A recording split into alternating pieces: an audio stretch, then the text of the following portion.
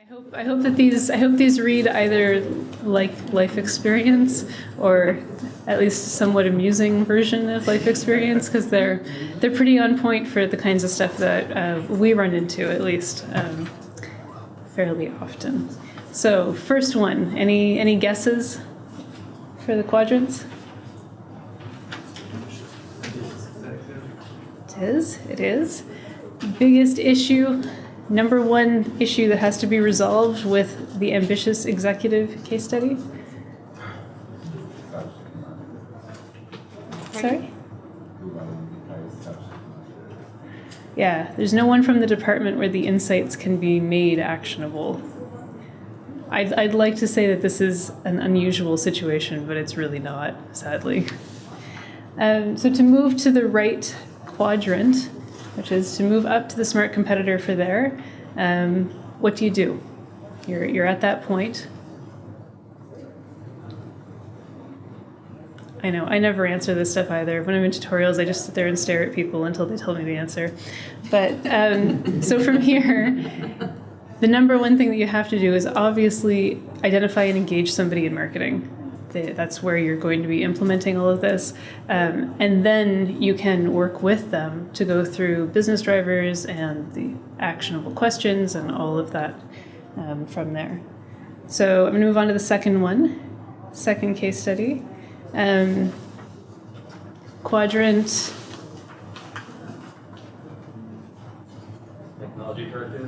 Technology directive. Number one issue with technology directive kinds of problems.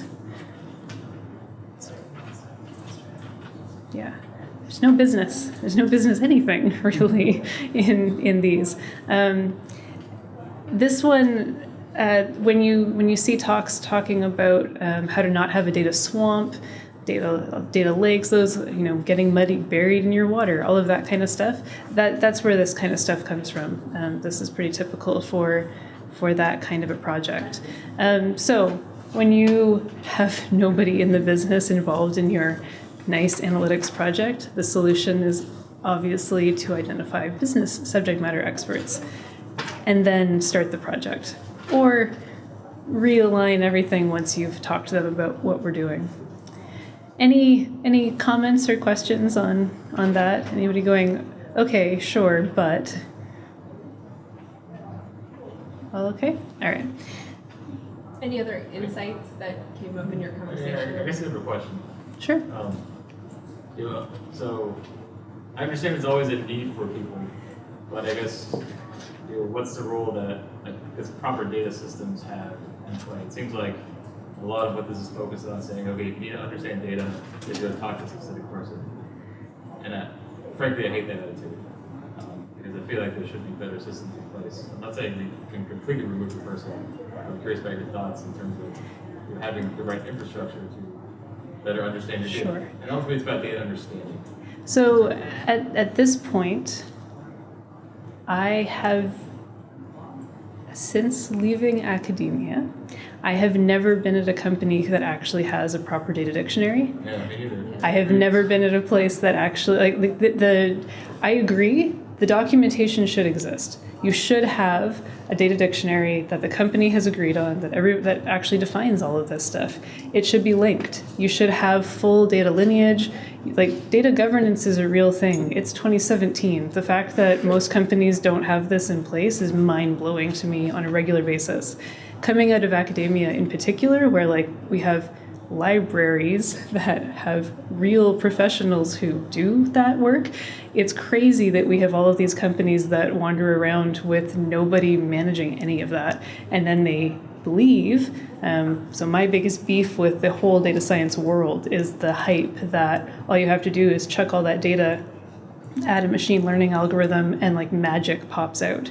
That's totally not the way this stuff works, and it's really frustrating to continue to see data governance projects like that are sidebarred, or they're deprioritized, or they run out of money, or because it's complicated and it's hard. And you're like, yes, we have libraries. We've had Alexandria. Come on, guys. Of course this takes real work.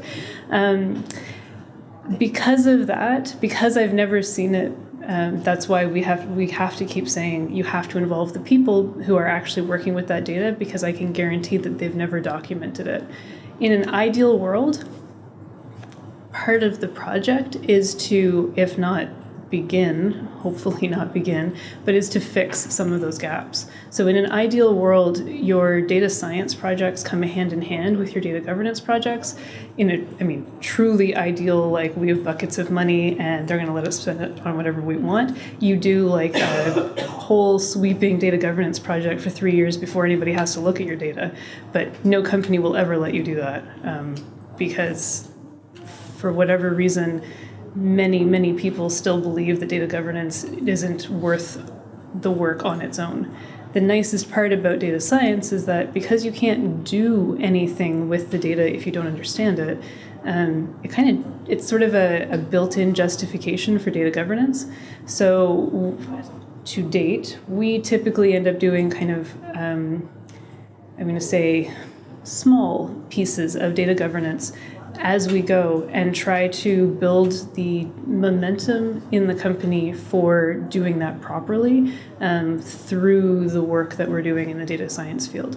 And I think the tools, the infrastructure and the tools in their current state are good at helping you surface, like find those data sources, but it also is finding the gaps in what you know about those data sources. And to fill those gaps, you need the people involved who know it best to be able to do that, and then it will improve over time as you go. So that's how I see the role. The tool, you can't do this without the right tools when you get there, but it's really, they don't help you with that business understanding.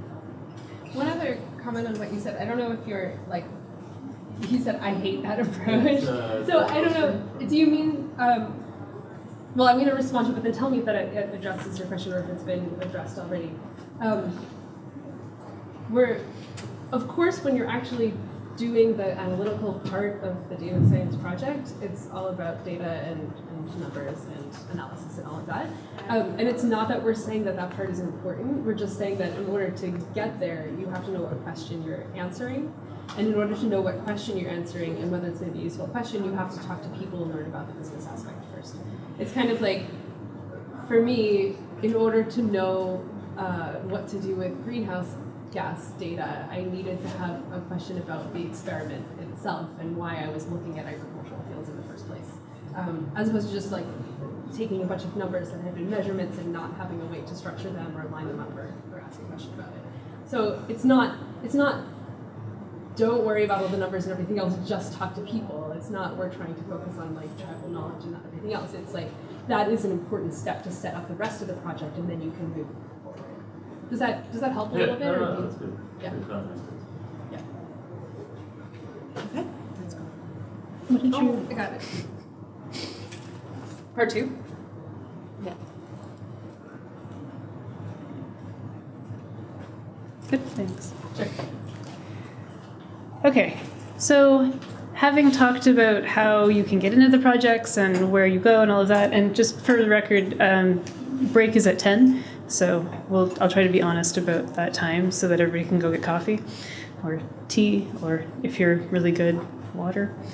We're going to move from that whole setup into the part that I think gets the least amount of attention in this space right now. I'm super passionate about this. This is how you get to a valuable business question that people can actually do something with.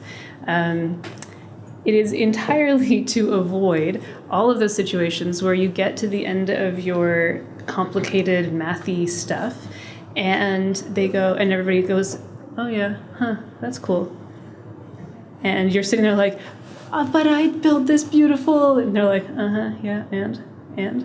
What are we supposed to do with that now? And you go, okay, well, that was not the reaction I was going for. What happens in business, if you're not the person like actually doing the algorithm side of this, in these data science projects, the business invests multiple years and lots of people's time and a whole whack of money. And there's a lot of excitement about all this big change that is still hyped a lot. Sometimes there's an entire team of people who have been hired to do just this data science work. And often in this case, in this field, you have an entirely new infrastructure that has been purchased or licensed or built from the ground up to support this work. And when the end result is everybody blinking at you going, so what? That is a bad project. Those are really unpleasant to work with. Right now, there's a big rush of companies to this whole data science, AI, advanced analytics, whatever you want to call this space, people doing stuff with data. And there's lots of magazines and business groups who are saying things like, if you haven't invested in AI yet, you're going to be behind all of your competitors. So you have to do it today, or you're going to fail as a company, and you'll be homeless on the street. It's very pushy hyped right now, and it's dangerous because if you are one of those algorithm-y people, you're expensive. And if you're one of those people who can talk to the people who do all of the mathy side of this, you're expensive. And if you're one of those people who can even do all of the data side of that, you're also expensive. And expensive in business terms it is problematic when you hire an entire group of people like that, or when you're trying to work with a group of people like that, and you're burning company money without being able to justify that. We haven't yet seen the first wave of the fired data scientists, but it's coming. It's really coming. That hyped job, because there's only so long that a company can keep putting money into a group of people who are not producing stuff that anybody can actually use. I guess I say that not having ever worked in marketing. However,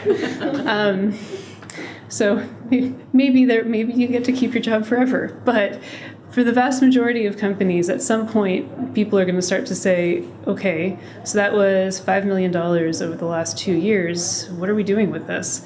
And when your answer is, we have all of our data on the cloud, and the business is like, and? You're like, cloud. That's not a good place to be. And unfortunately, in a lot of these projects, that's where you end up.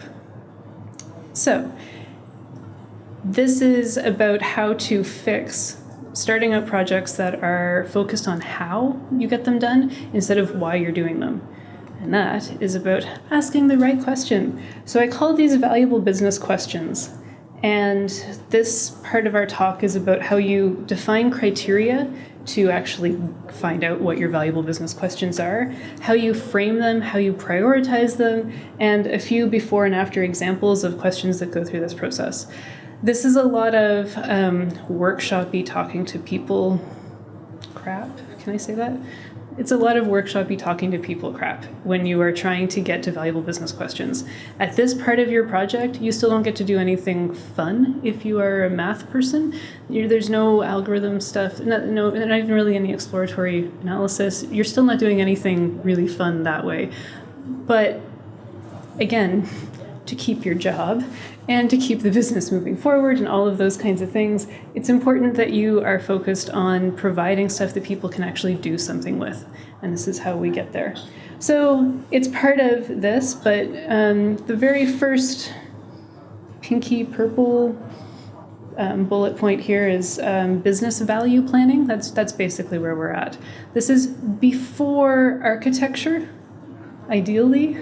So this is before exploratory analysis and long before insight integration. This is when you're trying to figure out what you're even focusing these projects on. So this is our shift really from the data strategy side to actual data-driven decision-making. And data-driven decision-making requires that people are making decisions with data. So, as I've said, I'm really passionate about this. I feel like this is the one piece that gets the least amount of attention because we hear a lot of horror stories about big data, advanced analytics, data science projects failing. even large companies who put whacks of money into really fancy AI that supposedly has an application that then gets shut down. There's lots of dollars spent. There's lots of, I mean, this is the end of the hype cycle, right? We're coming over the edge anyway. But abandoning all of these projects is not helpful to the field either. And so we're trying to get to a place where we have valuable business questions, and I personally believe that that would solve a lot of these issues. This is the definition that we like to use for what a valuable business question is. When answered, it is a question that has a specific action that can be taken that provides a measurable result in line with strategic business objectives. This is the kind of language that upper level execs like to see because it sounds like vision statements and all of that kind of businessy stuff. But it really does matter to have all of the components, particularly in bold: actions, measurable results, and strategic business objectives. We hear a lot about, and certainly you've heard from us this morning, a lot about using actionable insights and making sure that things are actionable, but we don't really have a lot of how you get actionable insights, except for stuff like use our tool or hire this consulting company, neither of which are actually useful the vast majority of time. So to get to this, I guess I should start. To get to a specific action, what I mean by that is modifying one or more business processes based on actionable insight, or operationalizing a data product if that's what you have. So as an example, if you are collecting CCTV footage from a stoplight in town, this is my non-business example so that nobody gets sucked into business thinking about it, and you determine that there's a pattern of poor traffic flow, which of course there is because there always is, because stoplights are terrible, and you produce recommendations to fix that flow, those recommendations would be what I would call a data insight. If you apply those insights into the traffic management system, that's the application of data insights into the quote-unquote business process. To qualify as a data product, to me, you would need to continue to collect CCTV footage. Tie what you are seeing from the continuation to the recommendations that you've already made and adjust those recommendations if they stop making sense, or kind of refine them as you go. That process where you link it back in and you keep going, to me that would make it a data product. So just a little terminology context, I guess.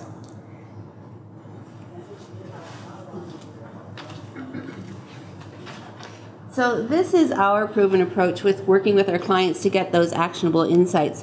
But today we're really only going to focus on the initial phase.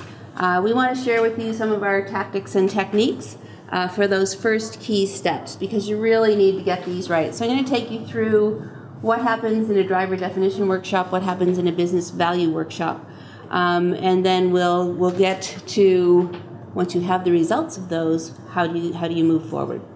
And so we're really hoping that we sharing these with you will give you something that you can work with as you go forward.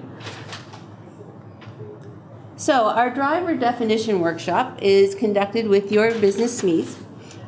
It's usually for us a 2 to 4 hour session, and it really focuses on documenting and then prioritizing what those key business drivers are. And we use these business drivers to help shape the candidate business questions that we're going to ask in the next workshop. And we do this because it's all about making sure your actionable answers are going to align with your business strategy and your corporate drivers. So out of this workshop, you basically come out with that prioritized list of drivers, and you may have some relative priority. This one might be, objective 1 might be twice as important as objective 2, and objective 3 is good to have kind of thing, at 10%. And then you also need to spend some time in this workshop or immediately after planning for your business value workshop. So let's talk about what all that entails. So you've got your business drivers and strategic objectives in hand. Everybody has an understanding of them. Now the focus changes to planning this workshop.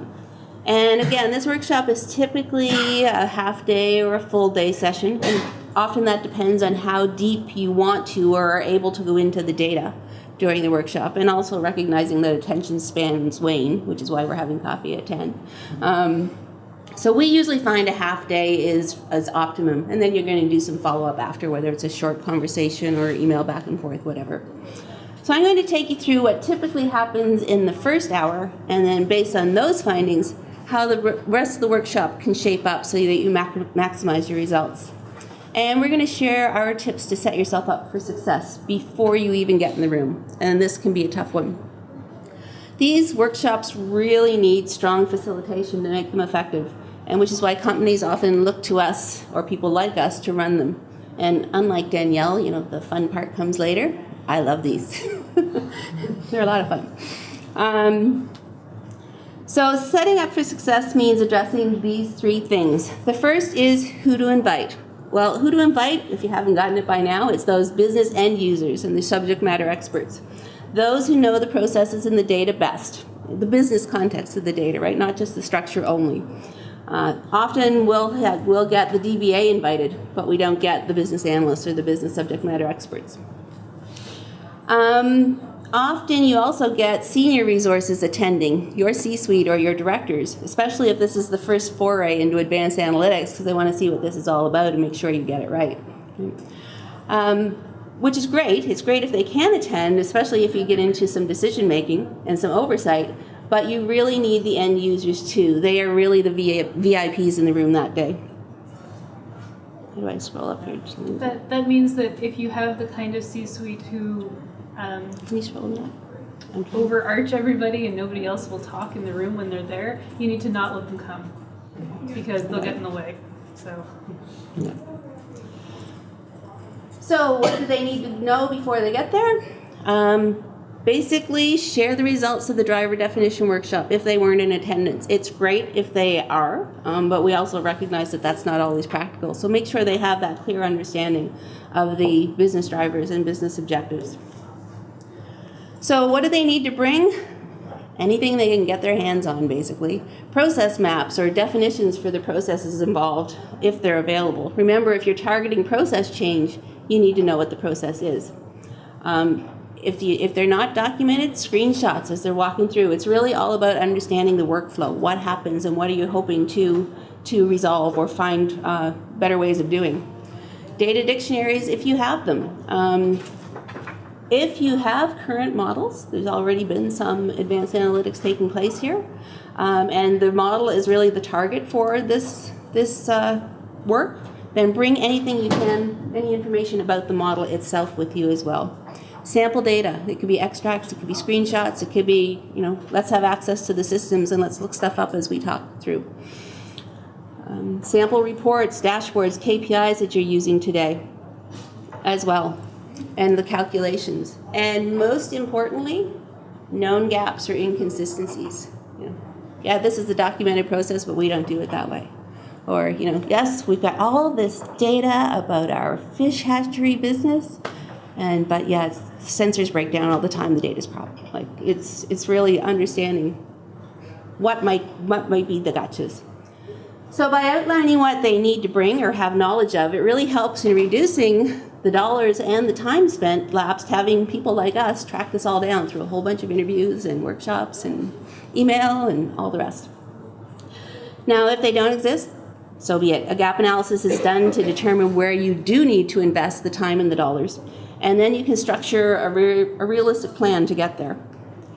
And if you ask for this ahead of time and some of that legwork actually gets done, especially by your business subject matter experts, then it can really improve the outcomes of your workshop.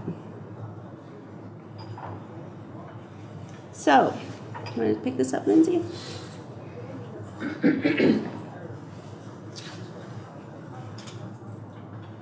So often when we're meeting with companies, there are a lot of really great ideas and really well-researched thoughts based on what they think might be possible and what they know about their businesses, or good guesses about what might be able to work. There often are also sort of stretch questions with a little bit less of a sense of what could be accomplished, but a good knowledge of the fundamental building blocks. So all of these parts of the conversation are really helpful to get you where you want to go. So as a reminder, we're trying to move towards valuable business questions. And this workshop focuses on identifying the candidate business questions for the actual data-driven decision-making process. So we're using business drivers as our guide, and we're hammering that in, and we're involving business subject matter experts. So as a reminder, we do this to ensure that the questions that we ask are in line with the business drivers and strategy, to make sure we know where the data is or what data are available, identifying the data to support your hypothesis. If the question is answered, that there's an action defined to then implement those results, and then to ensure that there is business buy-in and business alignment. So if we're aiming for valuable business questions, after the end of the first hour, we should be able to group our questions into 4 different categories. I'll go into all of these in the next couple of slides. The first category is non-starters, so things that it's just not even worth looking at. The second category is preconceived questions. The third category is the group of questions that requires refinement. And then the fourth category, if you're really lucky, is an actual candidate business question. That never happens. Don't ever expect to get that in the first hour. And I also would say that these tools here are also, I don't actually know if this is applicable. I was going to say these tools are also really useful if you're writing NSF grants and you have to be able to justify what you're doing, but that just admits that I'm American and don't know the NSARC system as well, so I can't necessarily make that argument. But these are useful in business, but they're also useful in science. Anything where you're trying to figure out how to phrase your question in your project so you can justify that what you're doing has a context and is applicable and useful. So here are some examples of the non-starter questions. Things like, can we show value with tool X? We hear that this cloud computing platform is really great. Can we show that it is valuable in our business? We've heard that data science helps businesses and increases their bottom lines. How can we use it to help ours? How can we establish KPIs to more clearly indicate when high-level action should be taken? Which sounds a little bit more specific, but it's still extremely vague, just drowning in vagueness. And I would say that when I first heard people talking about this before I moved over from academia to data science, I was like, yeah, okay, that's kind of funny. And the number of times that I've run into exactly these questions and gone like, all right, I heard about that before I started is just outstanding. Like, it's a lot of people getting really excited about tools. So if you get these sorts of questions, you're starting with these sorts of questions, that might be a sign that you're just not ready to move forward, or there might be other reasons. You might not have the right people in the room, or you might need to change facilitation tactics quickly to try to move forward on different avenues. If this is all you're getting and you've identified the right people, but they're not there to be able to help you move forward with the questions, that's when you need to review your drivers, identify the right attendees, and just reschedule the meeting and start over. But this is only one type of question, and hopefully this is not all you're getting to start with, so we'll move on to the other types of questions. So the second category that we're going to talk about is preconceived questions, which are also quite common, and you need to also nip these in the bud. These are much more dangerous. They're often very approach-driven. They're things that harken back to a specific technology or a specific kind of research in the field, but don't go a lot farther. So some of these questions would be like, we need to use deep learning to build this product or to do this stuff. Or we need to produce an algorithm that can be used season to season to set prices when new products become available in the market from us or competitors. Or we need to create a full list of subscribers and their respective churn probabilities, indicating probability to churn within 4 weeks, which is like a strangely specific thing. So these are really dangerous sorts of questions because they sound like they're going to produce something very valuable. And they sound like they're related to something flashy and exciting, which means you often get a lot of business buy-in, but they're almost worse than non-starters because they're still really focused on the technology rather than the specific question. So if you get these sorts of questions, you need to try to refocus focus the discussion on business questions rather than solutions. So step up a level rather than hitting the solutions, like we're going to build this product. Try to get back to, okay, what problem are we trying to solve? And again, if you can't get to that level, you might have the wrong people. If you can't figure out if you have the right people and you just have to work on facilitation, or if you don't have the right people, and if you don't have the right people, figure out who the right people are and then reschedule the meeting. So the third category I'll talk about are the questions that require refinement. And these are the most exciting ones because you're starting to actually get somewhere here. These look promising, but if you want them to be truly valuable, you need to make sure they're actionable, that there's a measurable result, at the end and that they're aligned with your objectives. So we need to dig a little bit deeper to decide whether these questions are the ones that are worth pursuing. You at least need to get to questions at this level in this sort of workshop. We're going to say, ideally, you'll have at least 5 here. If you only have 4, you're all right. So characteristics of these questions, let me go over them first. So the requires refinement questions are things that are like, who are the biggest users of healthcare in this particular field? How can we save money on our preventative maintenance? So there's a driver here, we're spending money on preventative maintenance, we want to try to fix that problem. Or when will customers leave? So it's not, can we use this specific tool to predict something, but it's the first level of how do we start to answer this question that is something that we wonder about from a business perspective? Or what products or features should we build if you're working with a company that is developing an application and is thinking about those features that go into it?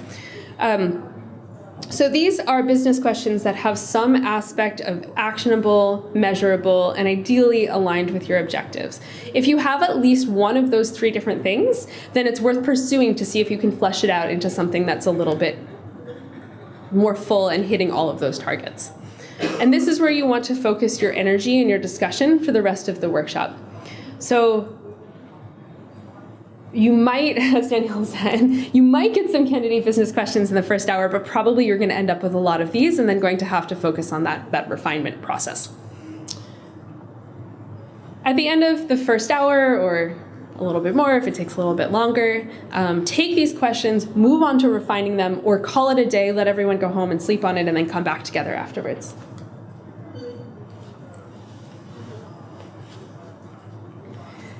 Okay, so we've completely written off the non-starters because they're a waste of time. We've hopefully written off all of the preconceived questions because they're terrible, and we have a group of questions that require some refinement. Refinement process looks like this. Obviously, we have to have questions. There's a brainstorming process. We then refine them through a bunch of stuff that I'm going to go through next, and then you evaluate them afterward so that you can start to prioritize them. Those require refinement questions, essentially, ridiculously, you work through sort of the 5 W's and the H. Why does this matter? Who does this matter to? What is this? Do you have the metric? Can you define the metric? If we know this, where will the change in the business take place? When do you need to have that answer to be able to do that? And what do you have? Actions in a business context for valuable business questions need a home, as in a department, but ideally even lower than a department. They need a business process that action will live in, and an owner. There needs to be a person in the business or a system, I'm going to be people or technology, something needs to own that business process, and you need to have an understanding of how that implementation is going to happen. So let me walk you through a couple of scenarios to kind of help you understand where this comes from. Without giving too much away, this was an occasion that we got to talk to a telecommunication company. There was an aggressive new player in their marketplace. Their market share was lessening. There were some regulatory changes that had some impact on stuff. And so customers were allowed to leave sooner than they had been able to leave before. They had some known issues with their customer service process, and they believed that this was also impacting customer retention and brand perception in the marketplace. So their business drivers from the first kind of chunk of work that we did with them were to improve customer retention overall, obviously, and to improve brand perception in the marketplace, and to develop plans to ensure customers are retained past their lock-in period. This particular client brought me my all-time favorite preconceived question that is it's like the best example of preconceived questions that go absolutely nowhere. We started with, we want a machine learning model that predicts customer churn 4 weeks in advance of the event with an accuracy of at least 80% and lift curves graph to demonstrate why you picked this model. If you're reading this, this means that they've already decided what kind of model it is, because lift curves, you only use those with classification models. 80%, I don't know what the heck 80% accuracy is over that, because it's confusion matrix, and I'm not sure what they meant by that. And the absolute best part of this entire thing is when I finally found somebody there who could tell me why they picked 4 weeks. The answer to why does this have to be 4 weeks was it seemed like a reasonable time frame. Which is the most useless reason to have a machine learning model predict something 4 weeks in advance of event. What are you going to do with that? When does your marketing department need to know something? What does that tell you? 4 weeks in advance because you're going to send somebody something? 4 weeks in advance because, and it really seemed reasonable. That's what a machine learning model should be able to do. This is the kind of preconceived question that will screw up your project for years if you don't fix this quickly. So when we refine this, and I would strongly recommend not trying to refine these because it sucks, but if you have to, when you refine these, you need to bubble this up to a business problem. And so the nice businessy language that I'm not super tactful, this is Janet's world, but the nice businessy language that you can use are things like, tell me the business problem behind this request, which is the nice way of going, are you kidding me? Terrible question. When you ask things like, tell me the business problem behind this, you hopefully get, this is the refining process, you hopefully get to, well, obviously we want to know when our customers will leave. And you can go, okay, that is a requires refinement question. That's a real business question that I can actually do something with. The lift curves and blah, blah, blah, and you've thought way too much about this, but not enough about it in the right ways stuff is terrible. This is something we can work with. So now you start with, why does this matter? Why does it matter that you know when your customers can leave? And the answer is, well, I guess it doesn't always matter. Only some of the customers leaving actually matters. And you're like, okay, cool. So who matters? Which ones matter? And now you're into this full refining process.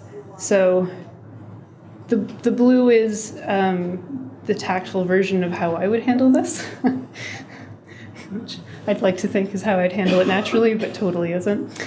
And the purple would be kind of the people responding. So then you say, okay, so high value questions matter. When they leave, they take a lot of business with them.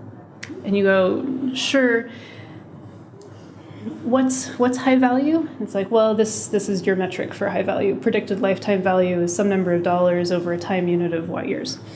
And you go, okay, do we actually have that metric? Because often they don't have that metric, that's a problem. And if they say yes, you go, okay, so the question is actually when will our high value customers leave?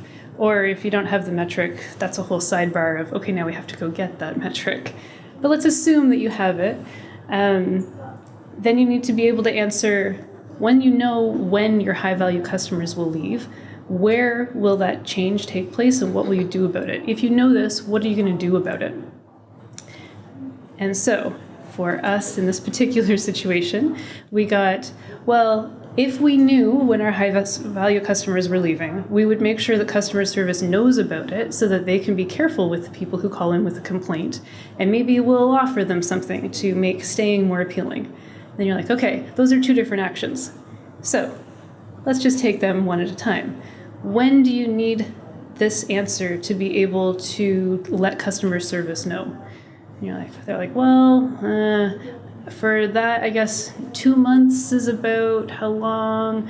And then you kind of get into, and this is where you actually need to have the business people in the room who know how long it's going to take to be able to say, if this goes into a queue, how long does that system take to get that information in? Is it going to be presented as a notification? How are we going to be able to tell customer service that this is actually happening? If you have a special offer that you're going to offer people, how long in advance do you need to know who you're going to offer it to? How long does it take to mail out?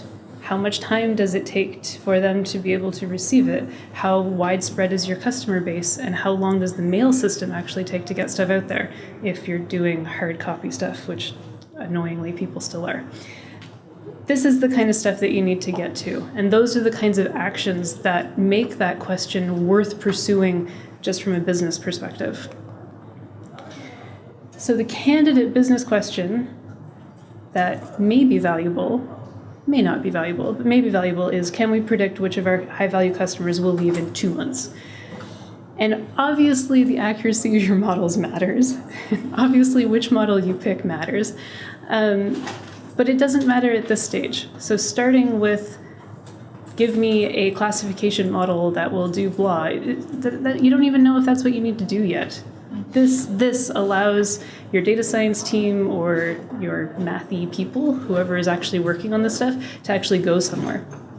From here, you can evaluate and prioritize. So ideally, you get all of your requires refinement questions to this state, where you know who owns them, you know when things need to be done, and you have all of your metrics organized.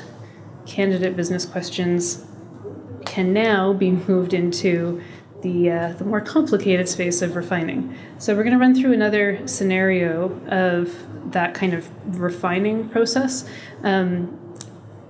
It takes a little bit of doggedness to get there sometimes, because it's really easy, especially if you're working with a team of people who have, I'm sorry to say, particular members of the team who might have a particular research background or who have a really strong affinity for a particular kind of tool, and they tend to just want to keep sliding everything into that bucket. You need to keep out of that so that these questions are clean and as unbiased as possible, so that you can move them into evaluating and mapping them properly afterward. So, second scenario.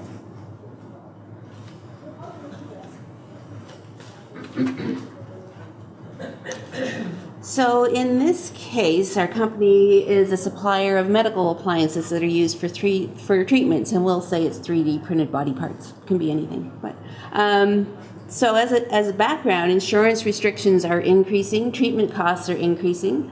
Treatments need to be effective from the outset for them to be able to maintain their reputation and grow a reliable business.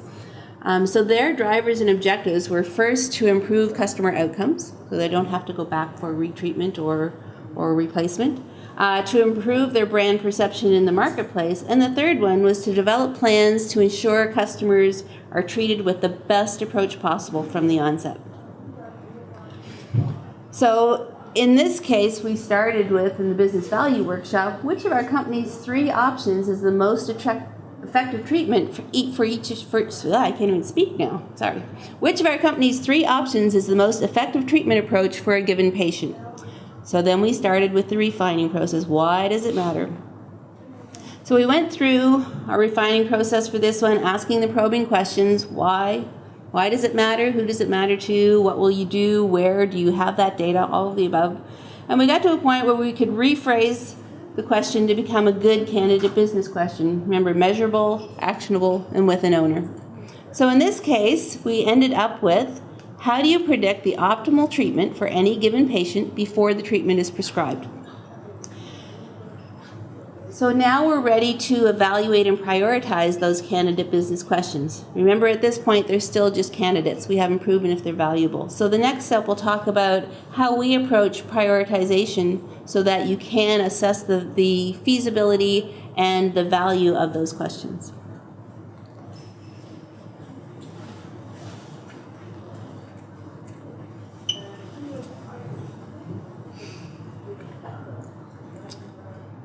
Okay, so once you have your refined candidate business questions, you need to step back and figure out which questions to pursue. In an ideal world, you would be able to do all of the questions and all of the things, but even if you were going to do that, you still need to be able to prioritize them, start somewhere at the beginning to move forward. So again, I'm going to jump back to the definition of a valuable business question. The beginning of the definition is when answered. So this means that you can address the question, you can answer it in the first place.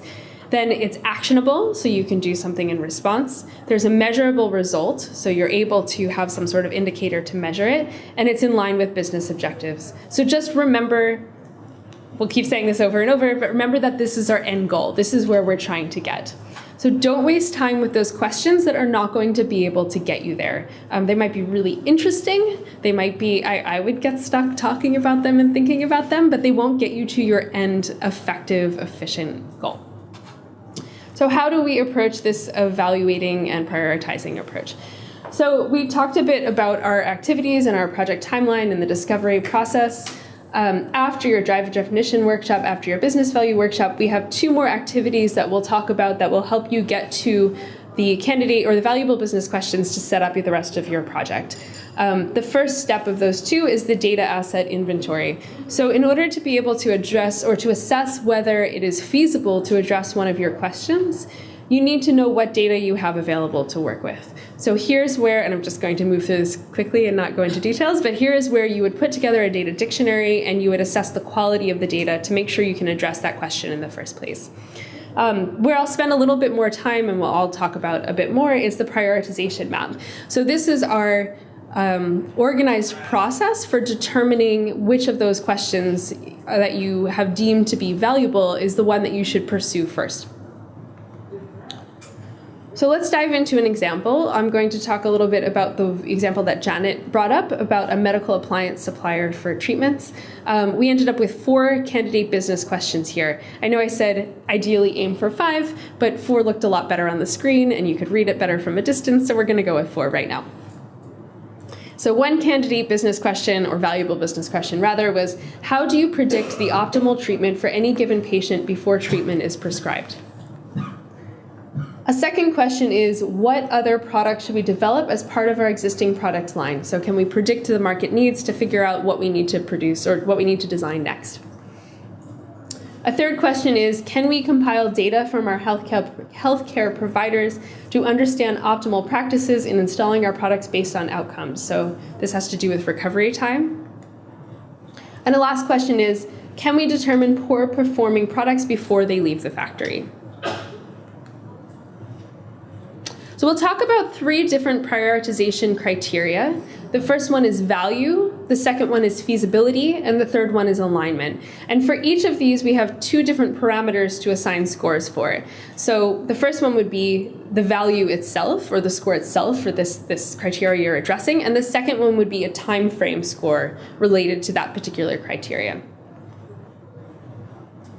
So I'll describe the value aspect of that. The value score relates to what it means for a business if you're able to address that question. Can we make a business case for that specific project? If you're talking about value and you have to make this argument to someone in the company to move forward with the project, it's really great if you can put this in actual dollars or whatever currency you're working with, because then you can say, hey, if we solve this problem and we are able to make this change, this will likely save us this much money, which is really compelling. But ultimately, if you're going to move forward with one, it doesn't really matter what units you use as long as they're directly comparable and relative to each other. The time frame aspect of it has to do with the business value at your company relative to that business value at other companies or to demand or public interest. So for here, you can keep the time frame weighting really simple. There are 3 different categories you can put this sort of question into. The first one, which would give it the most points, is competitive advantage. So if you're able to solve this question and put the result into practice, will this give you a competitive advantage relative to other companies? And that's the best option, and that would give, say, 10 points, although that matters less. A second possibility is that it's just table stakes. So if you're able to solve this question and implement the resulting insight, it will put you in line with other companies. It's something that you pretty much have to do, but it's not going to give you a competitive advantage. So give that 5 points, somewhere in the middle. And then the third option is don't bother. So this is something where if we were able to have the answer right now, we would be really compelling. But if we take 6 months to get the answer, which is what we think we'll need, it'll be too late. Public demand and interest will have moved on. The competitive wave will have passed. It basically is just not worth it anymore.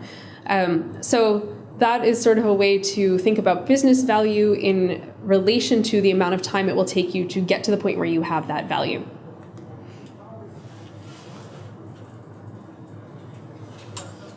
So feasibility is my favorite because this is what allows you to quickly whack stuff off your list. The feasibility score is literally, do you have or can you acquire the data, skills, and tools to actually answer this question?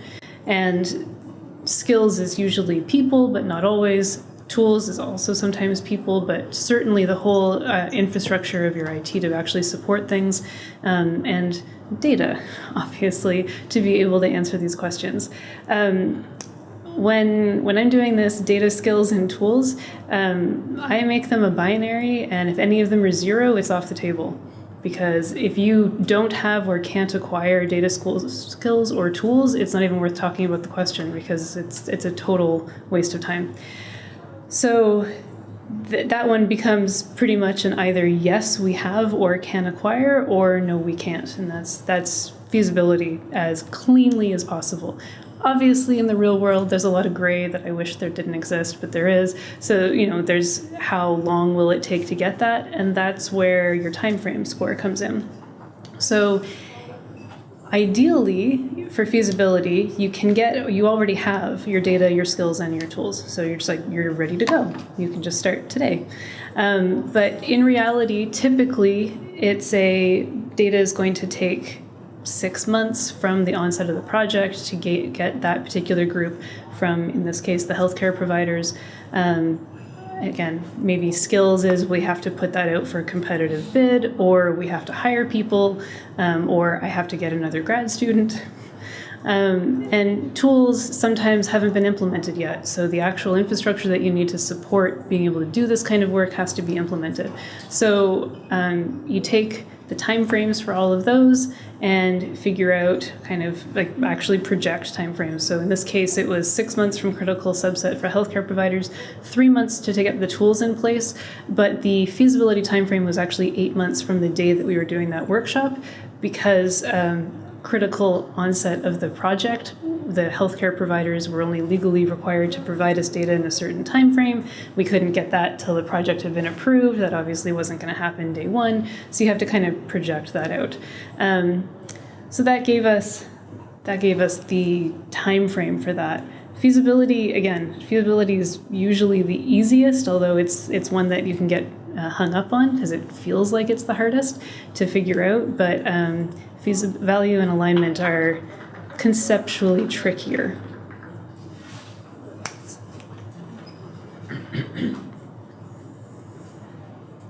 So alignment is all about how well answering the questions aligns with your drivers and your objectives. Often for the value score, quantifying what those savings are or your competitive advantages is tricky.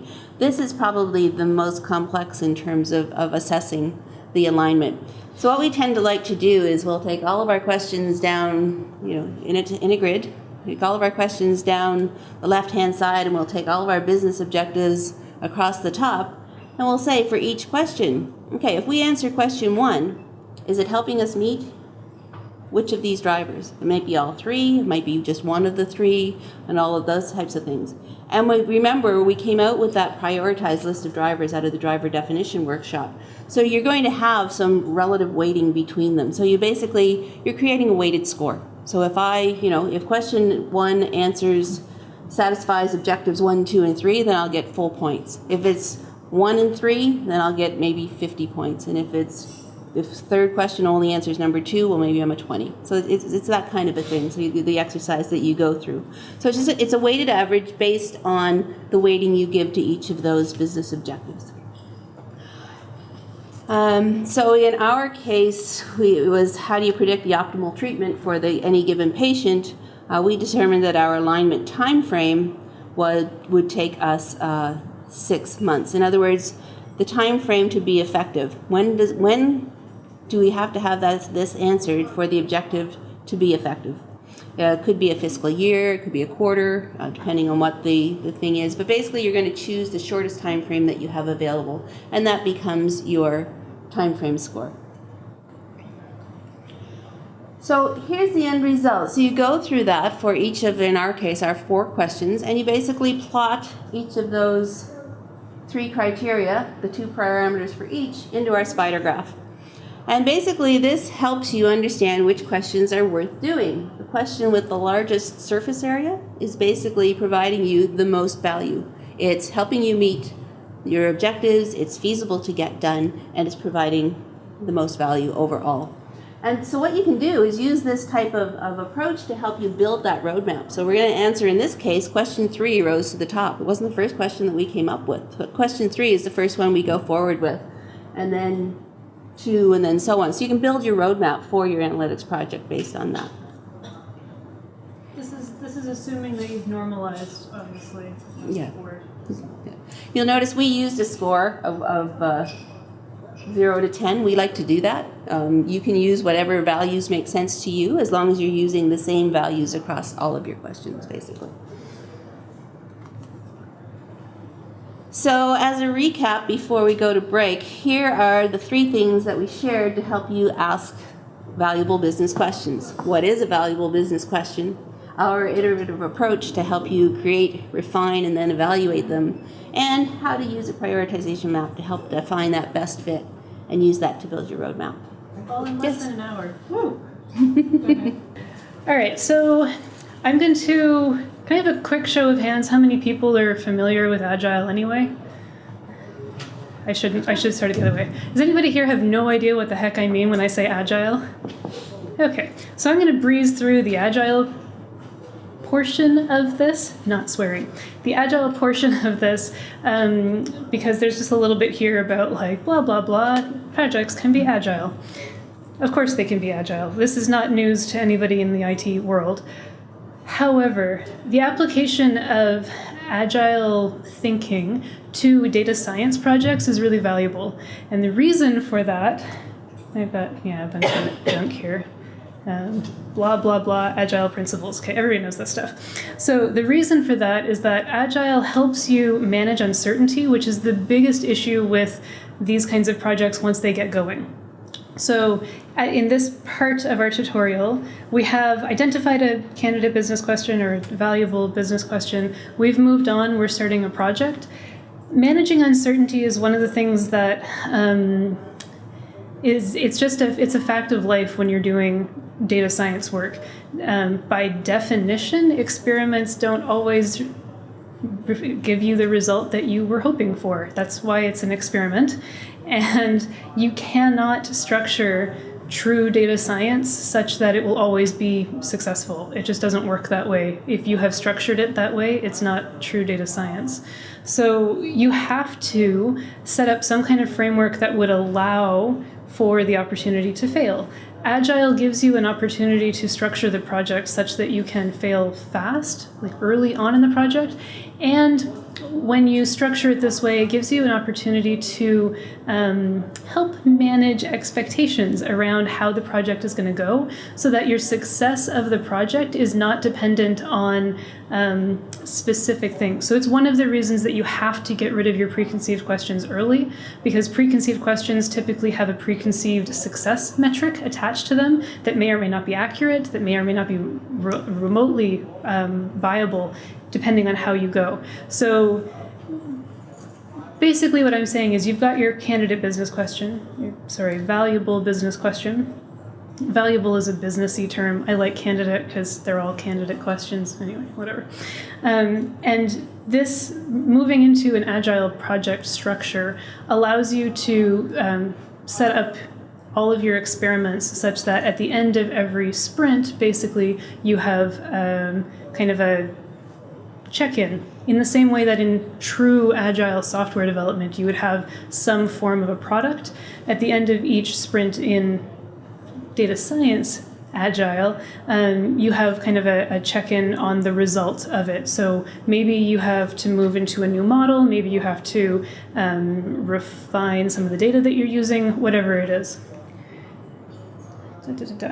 Okay, so you can think of, or you can kind of map Agile to what we've been talking about, if you like traditional Agile terminology, where your charter is essentially your business drivers kind of compiled together. It's really nice when your charter is not your project drivers, as we kind of talked about earlier, because that makes sure that everybody's on the same page and you've got the same focus, and it helps direct thematically kind of what you're doing. Typically themes, then you might think of them as your Do I have one for each? Oh, sorry. Look at all these nice slides. Yeah, so blah, blah, blah. So themes, kind of like your prioritized business questions. Thanks. Obviously, I just talk a lot and don't pay attention to what I could be showing you. For investigation, so now you've got a potential group, and some of them are going to happen and some of them aren't, just like any Agile project. Epics then become, classic, right? Stories that comprise an investigation theme. In this particular case, I like to focus them on kind of streams of work that need to be done. So you have like a data stream, you have an infrastructure stream, you have probably refining your business process, whatever is going to have to happen to make that new business process function with whatever you're going to do. And then stories in classic Agile fashion become the units of work that people actually do. We actually like having like a true list of stories with, as the data scientist, I am going to mostly because it's when you break work into that level, it's a little bit easier to kind of help people who are not familiar with how exploratory or analysis works to understand all of the things that you have to do. It's very typical in this space for people to think that, again, you get all of this data, so getting the data people understand, and then you throw it at an algorithm, and then answers come out of the algorithm, and then you apply them. So people typically kind of go, yeah, there's this weird black box space in the middle where you do data science without understanding the whole iterative process of it. Writing it out in stories like this gives you an opportunity to show people how much work that actually is, so that when you're checking them off, you can show progress. And it seems a little bit less like your update can be more than, yes, I am still doing exploratory analysis. Thanks for checking. Because 2 weeks of that and people start to lose faith, 3 weeks of that, 4 weeks of that, and you've lost your audience entirely. That's when, depending on who you report to, they start to go, so what's exploratory analysis again? And what are you actually doing? That's a bad place to be. Ideally, your sprint is designed so that at the end of the sprint, you have something that you can actually talk to people about.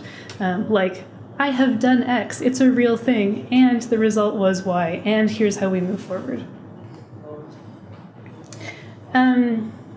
More Agile terminology stuff. So this gives you the whole project backlog, long lists of things, half of which will never get done, and it's never complete, right? Project backlog, you continually develop. So you add stories as you go through, and select what's going to be part of the next sprint as you get there.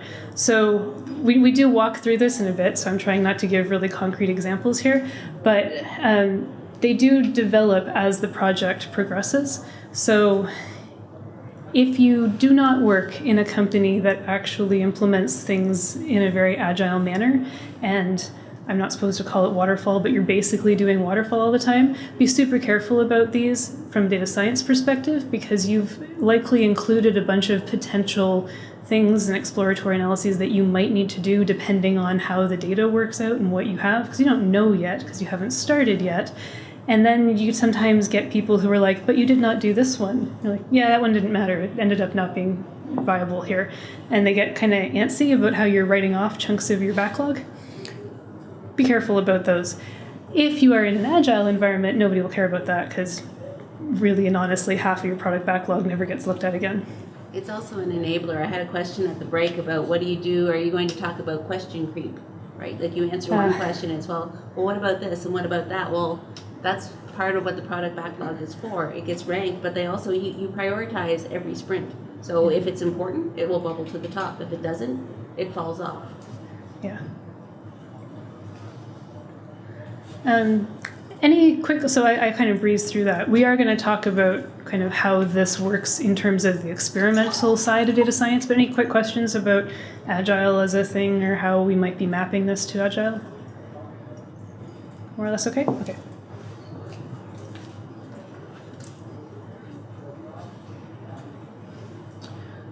So the first two parts of the tutorial, we've been talking about what we call the discovery phase There we go. Discovery phase of our advanced analytics project process.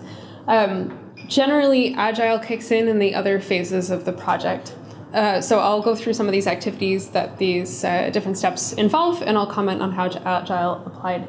So Danielle mentioned sprints, and you're probably all familiar with the term if you are familiar with Agile. After the discovery stage, we move on to what can be thought of as like a sprint 0 or a foundational sprint, and that sets up all of the following sprints.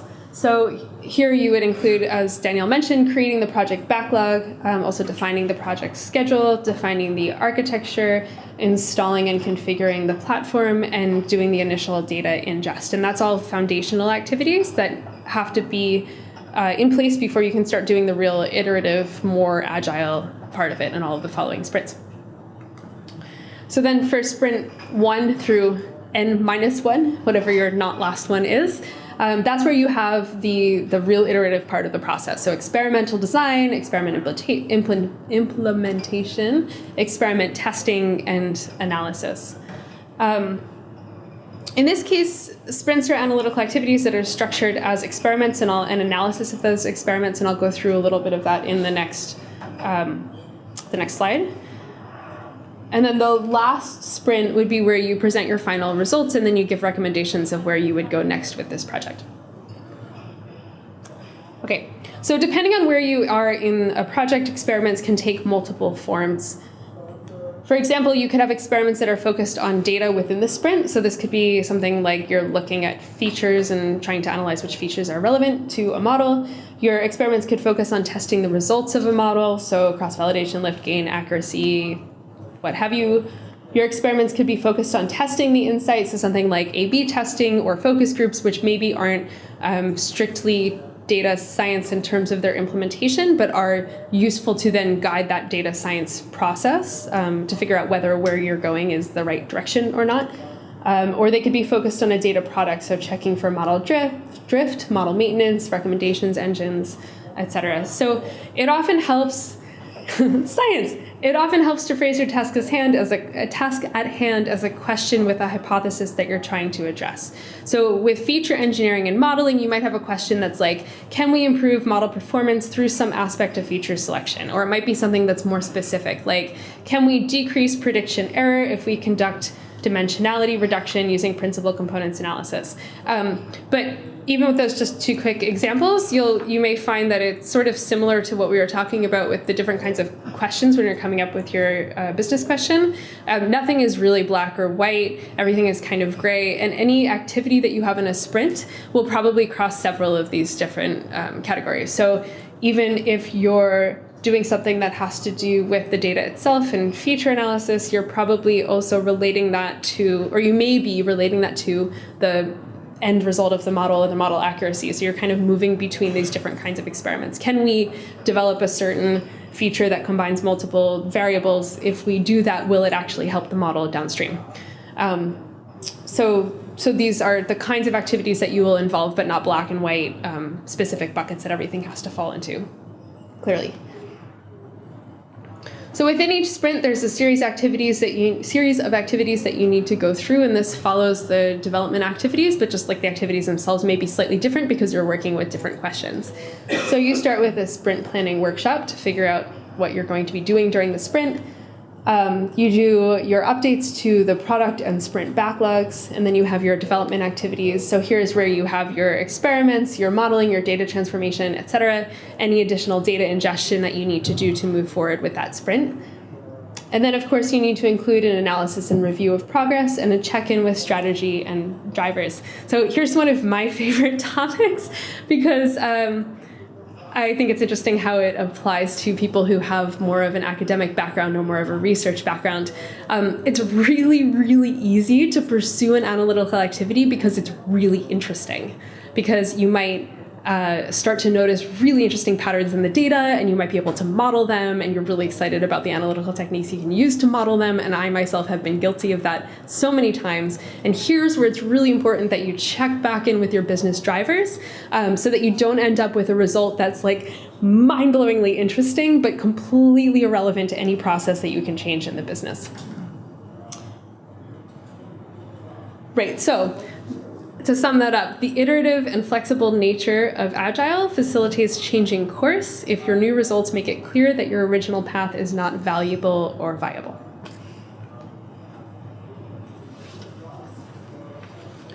So I'm just going to take a couple of minutes and talk about some of the deliverables that we would create. So you're basically showing progress along the way. So again, within each phase, there's a lot of work in that discovery phase. So there are a number of things that come out of there. The business questions document that we talked about, the prioritization map, the data dictionary and the data quality assessment, and that project charter. That's really what you need to get you started and to show progress. Release planning and foundation, whatever the architecture is going to be, assuming you don't have an existing environment, you may, and then that just may be some updates or revisions to an existing document. So it's really laying out the technologies you're using, how they interact, where your data sources are coming from, all that type of thing. Then you're actually going to get the environment set up for your developers, whoever your data scientists and the people who are going to do all the ingest and the transformations of the data to make it happen. The project schedule gets built out by your project manager, and the project backlog or the product backlog, that first iteration of it, gets captured and loaded. And within each sprint, you're basically going to have the test data set that's being used in that sprint, and then some documentation around what you're finding. So whether that could be some visualizations, it could be just, the success or failure, depending on what you're finding. But basically something that you can take back to your business owners and your project stakeholders and say, here's where we are, and this is where we need to go for the next go round. And then again, in the final sprint, you're producing the final results, whatever that is. Is it a dashboard? Is it a visualization? Is it a model that you're going to actually implement and put in place, or it has been implemented? And then recommended next steps for moving forward. And there are a lot of players to make this all happen. And this is looking at it. You notice I don't have the client or the customer or the business owner there. This is really within the data science team. But that would get, you're going to have business involvement all the way through this. You could have their IT involvement in here as you're setting up the environment, depending on what's happening. So roles will come and go as you make your way through the project. Key up front are the project manager, the data science strategist, the data quality analyst, and the workshop facilitator to get those workshops going and get the data information captured. In release planning and foundation, project manager is keeping everybody on track the whole way through, right? The data science strategist, again, is involved. The data architect and the developer are now involved to lay out the architecture, get it up and running, get the pieces in place, and get the data in place. And the product owner is the person who's responsible for maintaining that product backlog, the project backlog, so that they are actively keeping track of all the stories and their relative priority and the changes to them as we go. Okay, and we wrap it up. So, has anyone used a RACI chart before? Anyone know what they are? Okay. I'll spend a few minutes because not everyone has. So, what this is, and I've only done it for the deliverables, you could do it for activities as well, but basically what we're talking about here is recognizing the various roles that are involved, right? The various, in this case, deliverables that have to be produced, and who's responsible for doing it. So the RACI, it should be A first, but that didn't make anything you could really pronounce effectively, but A is accountable. So that is the person that for that deliverable is make sure that it gets done and it gets done right. Okay. And there can only ever be one A for any deliverable or any activity. If you have more than one A, you're going to get into problems because then you get into decision by committee and all the rest of it. So who's accountable for making sure it happens and happens right? The R is responsible. It's who's actually doing the work, who's actually writing the document or defining the architecture or ingesting the data or producing the data dictionary, all of that. And often you'll see this, that whoever's accountable is also doing the work. But they may have other people contributing as well. So if you look, do I have any of those? I don't in this particular case. Oh, here I do. here, for instance, the recommended next steps, the data science strategist makes sure it happens and is providing input into those next steps, but then so is the architect, because there could be implications from an infrastructure perspective or a tool perspective. The consultant are the people that you must talk to get input into this deliverable. Who do you need to seek information from? Okay? Who do you need to workshop with to be able to complete whatever that deliverable is in this case? And finally, the I is informed.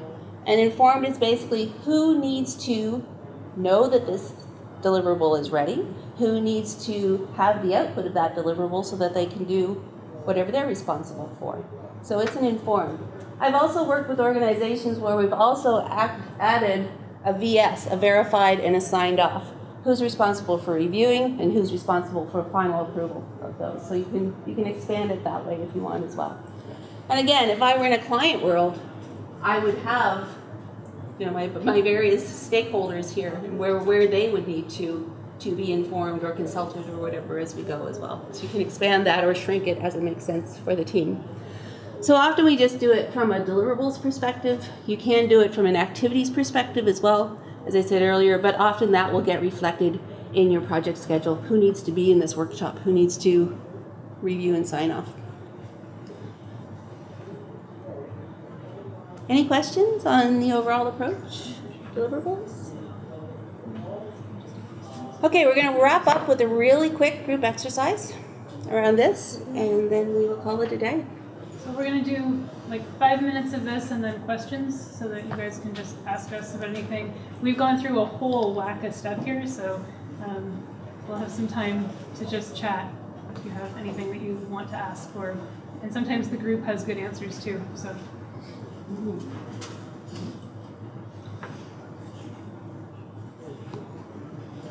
Oh. Hold on. All right. Congratulations, you have set yourself up for success. You have prioritized business questions, you have business buy-in, and now you're going to move forward and do what different ones of us to varying extents think of as the actual fun part of the project. So in the third case study, or the third part of the case studies, we have the company from case study number 1 of the second part, Gizmo, who has taken their refined business question and then moved on with that one business question. So for this case study, what we'd like you to do is to use the information in the case study and set up for your sprint, for your foundational sprint, I think, or your first sprint, by doing the following. First of all, discuss priorities and sequencing for the entire project, not at a very deep level, but just so you know where you're going to start, and start to think about what the dependencies are in the different activities in the backlog. Identify candidates for items to include in a first sprint backlog and then explain why, and then discuss possible lower level tasks and sequencing within the sprint. So in the interest of just moving through quickly, just go through the activities, start to think about which ones need to happen first before other ones can happen, and then figure out which will go into that first sprint and why.